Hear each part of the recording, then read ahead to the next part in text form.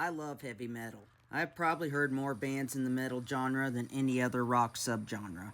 And me and many others have Ozzy and crew to thank for it. Yes, there were metal bands before Sabbath, including Led Zeppelin, The Who, and Deep Purple. But Black Sabbath was inarguably the first heavy metal band. We lost Ozzy recently, and I think he deserves a separate video for his solo career. So if you think I don't talk enough about him, that's why. And of course, check out my Ozzy video, coming very soon.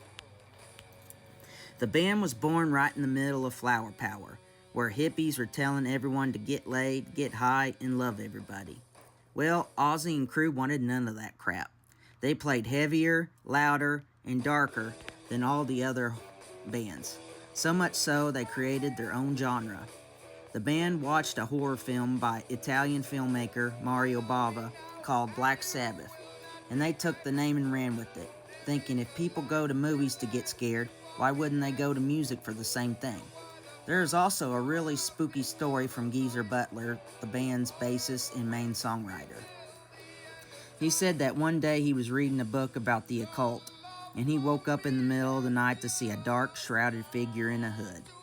He hid under the covers, and when he woke up, his book was supposedly gone, and he was inspired to write the dark, brooding song Black Sabbath, about a man finding Satan himself. Now, I wouldn't be surprised if this story wasn't just a made-up tale to add mystique, or maybe Geezer was just really high that night. But either way, it was an awesome story. The heart of the band was Ozzy Osbourne, with his trademark shriek and voice that sounded like nothing else ever heard to that time. And Tony Iommi, the guitarist. He played notes that were generally avoided by church musicians and classical musicians, because it was so low and ominous sounding. The theory was they might conjure up the devil if they played it. The band played in these chords consistently, but not for shock value. In fact, Tony played this way because of an accident. He was working in a factory and he got the tips of his fingers ripped off, and this was way easier for the mangled guitar player to tune his guitar. It turned out to be a blessing in disguise, and the tone literally created the ominous metal power chords. Geezer and Bill Ward, the drummer, were gruesomely underrated in my view. They were a fantastic rhythm section, and Bill had a great jazzy influenced style. The band was labeled satanic at the time because a lot of their songs were about the occult and the devil, and one of their best songs was Nativity in Black, where Satan falls in love with a mortal woman, but nothing could be further from the truth. In fact, when actual witches and Satanists came to their shows, thinking they were fellow travelers, the guys were freaked out, and that's why they wore the big cross necklaces that became their trademark. In fact, Ozzy is actually a Christian, albeit not a particularly devout one. And most of the Satan songs are actually the band being afraid of the devil, not worshiping or praising him. Everyone thinks their second album, Paranoid, is their best because it features so many iconic hits, like Iron Man, War Pigs, and the title track.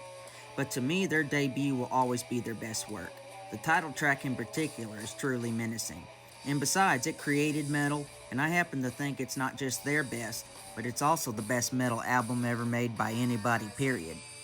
Of course, the second album, Paranoid, is a blast too, as is Master of Reality, which actually features my favorite Sabbath song ever, Sweet Leaf, a passionate love song. Well, sort of. Actually, it's about how much the band loves weed. Oddly enough, for a band with a satanic reputation, this album actually features several songs with unambiguous Christian messages. Yeah, did these guys create Christian rock too? Their next three albums were more artistic, but still very good. They only declined in the final two Ozzy albums because Ozzy was such a drug addict he could barely stand up straight, let alone sing. And he either got fired or quit the band, depending on who you ask.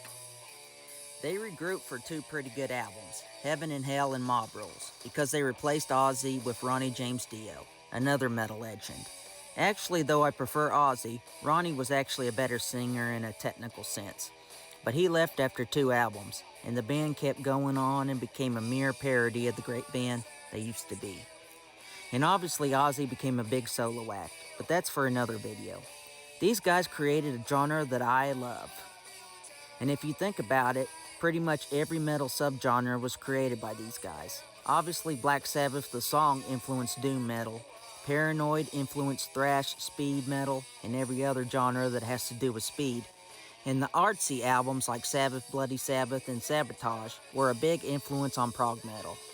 Thank you, Ozzy, for the music and the memories.